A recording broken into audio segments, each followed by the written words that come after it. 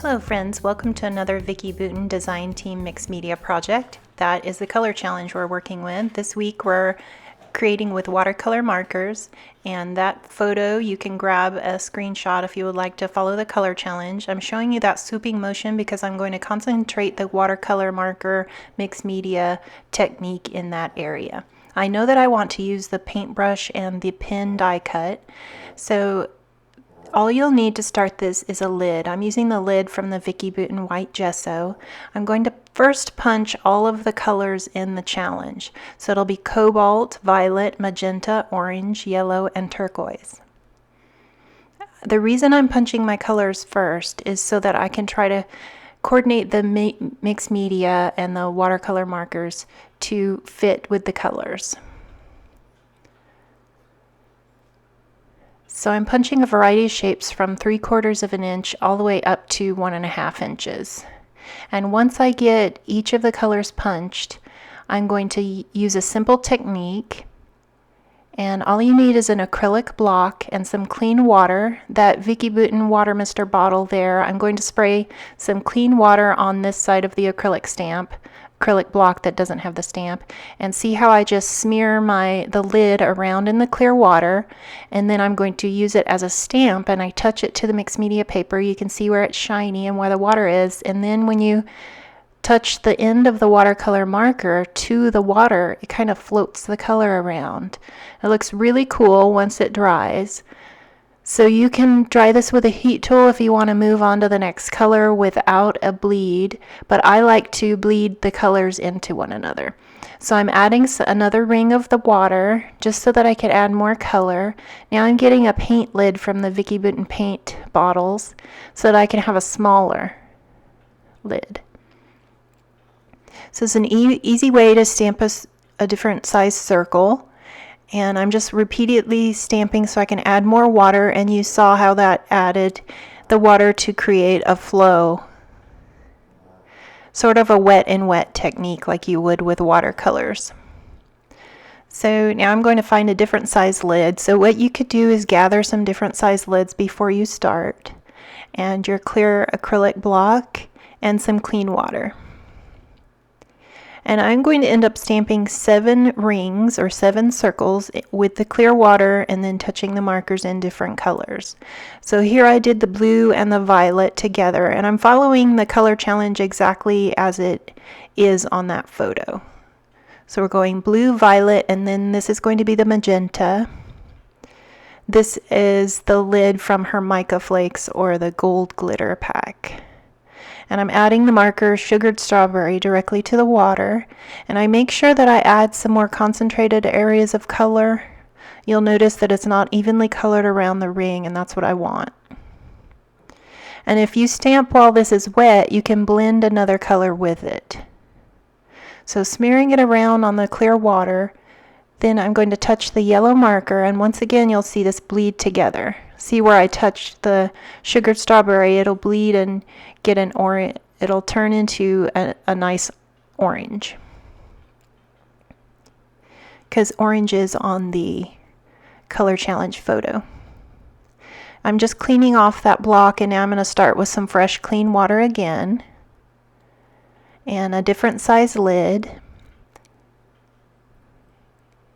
And we're adding the blue Hawaiian marker, and it's okay if you get a lot of color in one area because you can always dab it up with a paper towel. So I like how we're getting some blended effects there. And then I'm going to punch a few more circles just so I can make sure I have the right coloring. So yes, that violet from the plum pudding marker does go with the color Kaleidoscope hearts on this paper. I believe this pattern paper is called Paper Hearts.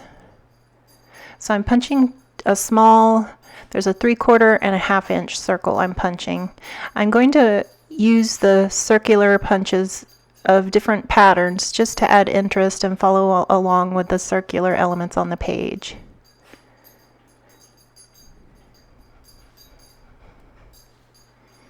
You can trim in between the hearts so that you can fit your punch in and get a specific area of the pattern that you like. So I like that cobalt color, that clear blue. And here I put the die cuts back because I wasn't sure where I wanted them to go, and I wanted to see how far down I needed to add mixed media. So I'm going to go back and add some more blue. So this turquoise will blend back into the blue. So once again, touching the blueberry pie marker, just very lightly. I'm not squeezing the barrel just so that I don't get a lot of color out of the watercolor marker. So that's one tip. If you want to just touch the end of the marker, you will get color and you don't have to squeeze the marker. Here's my bag of scraps. I keep a clear Ziploc bag with scraps so that I can punch small areas without cutting into my whole pieces of 12 by 12. So this is the whole bag of scraps from the Color Kaleidoscope collection.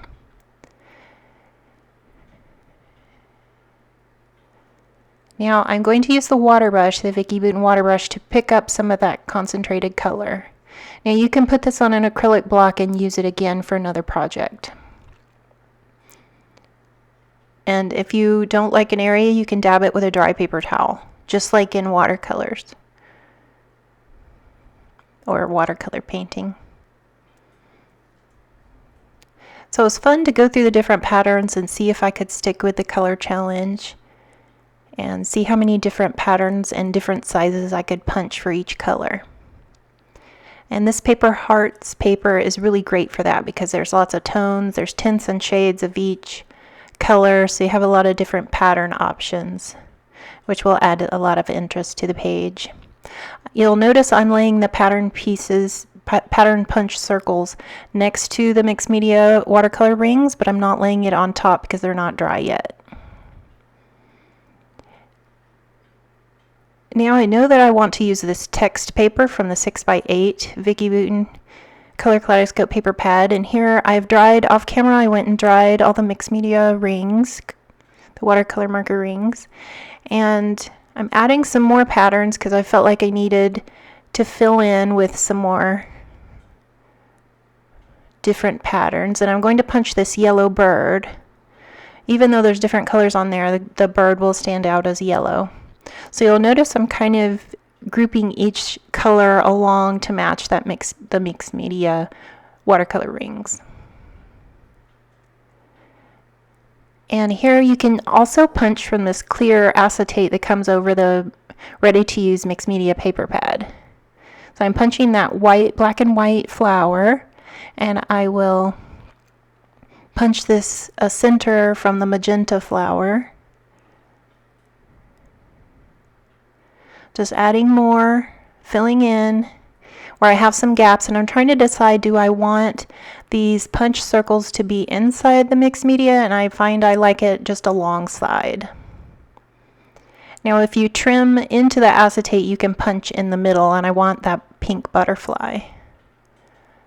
I like the different texture that this clear acetate sheet gives, yet it still has the magenta color, so I think it coordinates well. See, I like the see-through aspect of that circle with the black and white pattern on it. So now I'm like, what to do? So I know I like this arrangement, and now I'm going to trim the photo. Those are two watercolor paintings I created for Mother's Day, one for my mom and one for my grandma. And at first I wanted to use both of them, and then I realized I'll just make two different pages, one for each painting, and tell the story of each painting separately. I really like this text paper because it's in the turquoise color, and that band of the circles at the top will really work to accent, and it kind of gives an ombre effect from green to turquoise. So I'm still trying to decide, do I want both on there? Do I just want one? And here I decide I'll just do the one. Now you'll notice there's the circle from the top of that border strip, but that's okay. There's a hole. I originally covered it with that turquoise circle, but I'm eventually going to replace that. And I'm going to use the pin and the paintbrush die cut as sort of like an X. I'm going to crisscross those under the photo.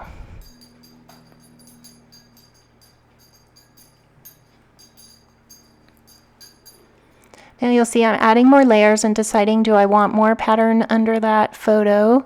And I'll use the epoxy thickers to add some embellishments. And this also will serve as the title, so it says new because this is a new painting I just created. And then that epoxy magenta heart will go over the two magenta circles. And now you can kind of see how this layout is coming together.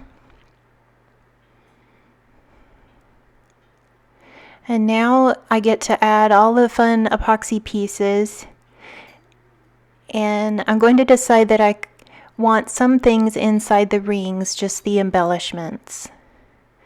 There we go, like that. So I added an orange Swiss cross in the center of that magenta watercolor marker ring. You can also use the stickers. And I just pop these up on foam dots and use the express glue from Sticky Thumb and American Crafts. So I'm deciding what other stickers I can add. I like that the yellow and the orange is coordinated there and it blended nicely. And this die cut will work. I don't have that many florals on this layout. I just wanted a few because the boots that I painted, the watercolor painting there, it has flowers coming out of the boots, so I kind of wanted to tie in the florals for that reason. Now I'm going back and adding really bending up the edges of each of these punch circles and really giving them a wonky look. I like that, just to bend them up off of the background paper. And that is the White Foundation's Mixed Media Art paper in the background. I don't know if I said that, but it is. So I love the express glue because it dries really quickly. So I'm using a Tim Holtz tiny attacher to attach that acetate piece to the turquoise dotted pattern punch circle. Now I'm going to break out the die cut ephemera packs so that I can add some different shapes that aren't just the circular elements. I really like those turquoise florals, and they're going to add a horizontal line under the photo to kind of draw your eye to the end there. It's kind of like a mixed media rainbow that ends at the painting. And that teal butterfly hides the circle that is punched out of the top of the 6x8 border strip. Now I'm going to open a brand new pack of the epoxy thickers and in the color Kaleidoscope collection, and then the puffy stickers also. You can add more embellishments. I like that they're a different texture. They're puffy. They're fun to squish. And then I'm adding you can keep adding embellishments until you're happy with the different textures. And once I get enough of these embellishments on and get everything glued down, I realize that I really want to add a little bit more spritzing in concentrated areas within the rings that we created. So once I glue all these elements down and decide it kind of needs some more to tie it in, because those circles kind of look lonely out there, so I'm going to, there we go. Now I just added some of the watercolor marker to a clear acrylic block, and I'm using the water brush to create my splatters. I'm concentrating the splatters inside the rings and on the right side of the pattern, just to kind of tie everything in to make it look cohesive. And if you spill, you can just add a wet paper towel and soak that up.